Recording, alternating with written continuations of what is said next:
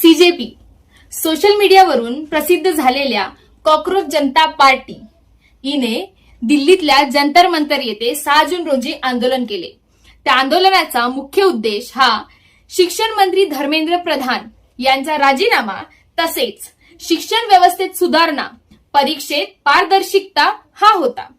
आता सीजेपी महाराष्ट्राची शैक्षणिक राजधानी मानल्या जाणाऱ्या पुणे शहरात 11 जूनला आपले दुसरे आंदोलन करणार आहे। पक्षाचे संस्थापक अभिजित दिपके यांनी पुण्यात मोठ्या संख्येने युवकांनी सहभागी व्हावे असे आवाहन केले आहे। सीजेपीच्या म्हणण्यानुसार हे आंदोलन पूर्णपणे शांततापूर्ण असणार। दिल्लीच्या पहिल्या आंदोलनाप्रमाणेच या आंदोलनात देखील संविधानिक मार्गाने युवकांचे प्रश्न मांडले जातील।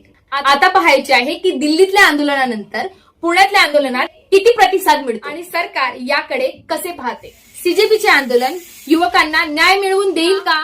तुमचे काय मत आहे कमेंट मध्ये सांगा।